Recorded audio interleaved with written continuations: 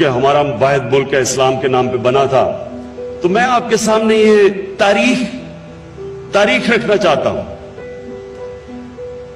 610 میں نبی صلی اللہ علیہ وسلم کو نبوت ملی، 620 میں صرف 40 لوگ مسلمان ہوئے تھے، 623 میں ہجرت کی مدینہ، 625 میں جنگ بدر ہوئی جدھر صرف 313 لڑنے والے تھے، 625 636 میں یارموک میں 80,000 سے 1,00,000 رومن ایمپائر کی فوج جنگ یارموک میں شکست کھاتی ہے مسلمانوں سے، اور پھر 638 میں جو دوسری سپر پاور تھی پرشین ایمپائر، وہ شکست کھاتی ہے قدسیہ میں۔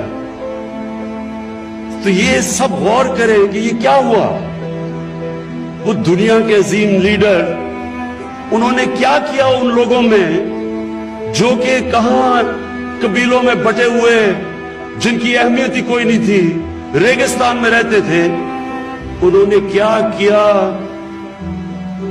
کہ وہ دنیا کی سب سے عظیم سویلائزیشن بن گئے، قوم بن گئے، کئی صدیوں تک دنیا کی امامت کی۔ ہمیں قرآن میں اللہ کہتا ہے کہ ان کی زندگی سے سیکھو، ہمیں حکم ہے اللہ کا، ہمیں اللہ حکم دیتا ہے کہ ان کی زندگی سے سیکھو۔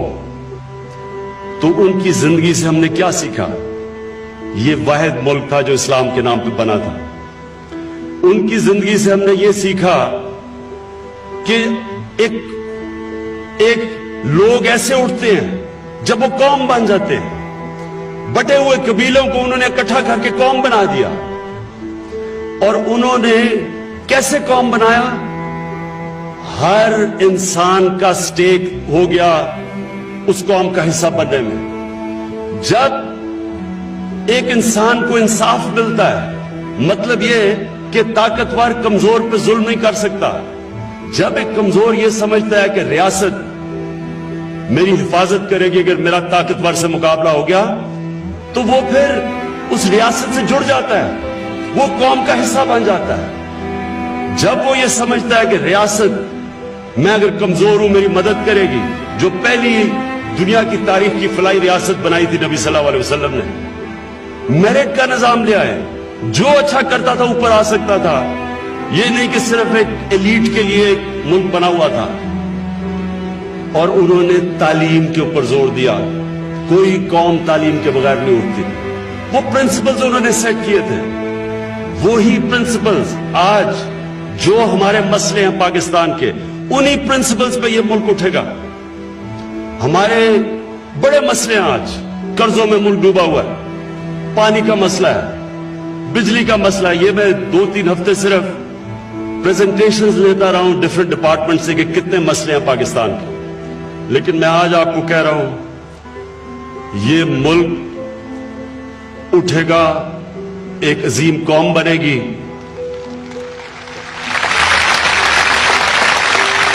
لیکن کب بنے گی؟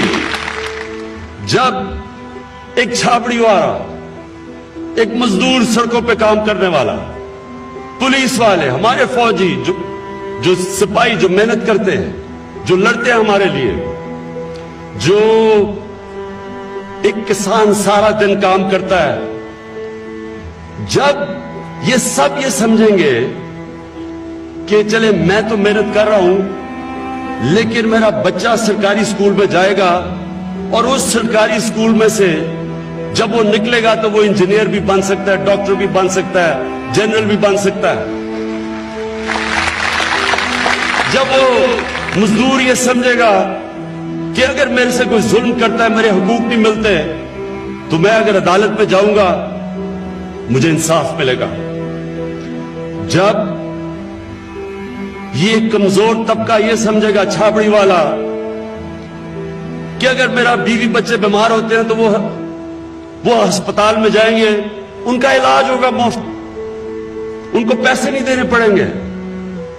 وہ یہ سمجھے گا کہ میرا بیٹا اگر محنت کرے گا تو وہ بڑے سے بڑے عہدے پہ پہنچ سکتا ہے، तब وہ ایک قوم کا حصہ بننا چاہتے ہیں, وہ تب وہ اس قوم کے لیے لڑنا چاہتے ہیں, وہ اس قوم کے لیے مرنا چاہتے ہیں, وہ اس قوم کو بچانا چاہیں گے. ہماری انشاءاللہ یہ قوم تب بنے گی جب ہم سب میں یہ احساس ہو جائے گا کہ ہماری ذمہ داری ہے.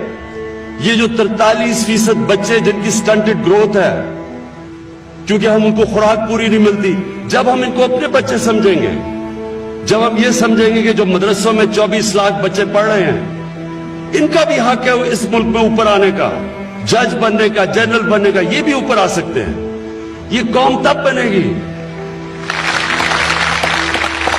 قوم ایسے نہیں بنتی کہ تھوڑے سے لوگ امیر ہو جائیں, پریولیجز ان کی, انگلش میڈیم سکول ان کا, باہر علاج ان کا, اچھی اچھی نوکریاں ان کی, اور نیچے لوگ بچارے محنت کر رہے ہیں, روزگار کے لیے باہر جانا پڑتا ہے.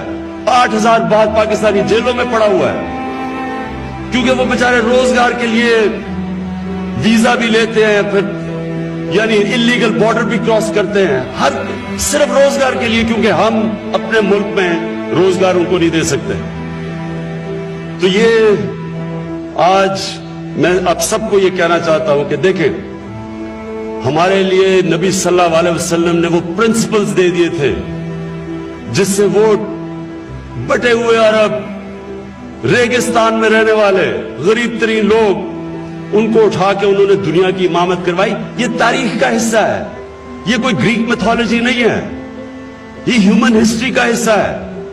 فال آف دا رومن ایمپائر کے اندر پورا چیپٹر ہے کہ کیسے سرکار مدینہ نے اٹھا کے اور دونوں سپر پاورز کو گرا دیا. یہ تاریخ کا حصہ ہے, اور ہمیں اللہ نے کہا ہے کہ ان کی زندگی سے سیکھو, اور ہم نے ان سے سیکھنا ہے. یہ قوم نے اگر اوپر جانا ہے تو ہم نے سیکھنا ان سے. میں جناب باجوہ آپ کا آج شکر گزار ہوں, پہلی دفعہ میں ایسی فنکشن پہ آیا ہوں. میں یہ آپ کو کہنا چاہتا ہوں کہ یہ جو ایک متھ بنائی ہوئی ہے سول ملٹری ریلیشن, یہ کوئی جی آپس میں کوئی بڑی کشمکش چل رہی ہے, کوئی ایسا ایشو نہیں ہے. ہم سب کا ایک ہی کامن گول ہے, ہم نے اس ملک کو اٹھانا ہے. ہمارا جینا مرنا پاکستان ہے. میرا یہ رہنا مرنا جینا, باہر میں نے کمائی کی لیکن سارا کچھ آج میرا پاکستان میں ہے. میں اس ملک کے ساتھ ہی اوپر جاؤں گا, اسی کے ساتھ نیچے جاؤں گا. اور مجھے پتا ہے آپ بھی اسی طرح سوچتے ہیں.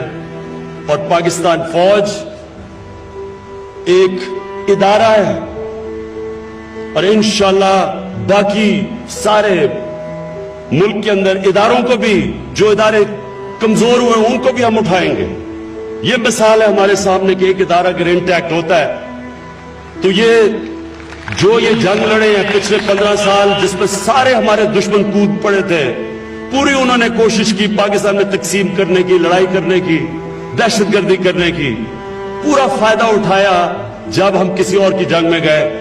یہ ایک آج پاکستان قوم کی طرف سے آپ کو خراج تحسین پیش کرتا ہوں کہ جس طرح آپ نے اور انٹیلیجنس ایجنسیز نے مل کے ہمیں اس جنگ سے نکالا. میں شہداء کا جو ان کے لواحقین ہیں, میں ان کو ایک صرف آخر میں بات کہنا چاہتا ہوں کہ دیکھیں, ہم جب نماز پڑھتے ہیں تو ہم اللہ سے کہتے ہیں کہ اللہ, ایک ہی چیز مانگتے ہیں اللہ سے کہ اللہ ان کے راستے پہ لگا جن کو تو نے نعمتیں بخشی ہیں.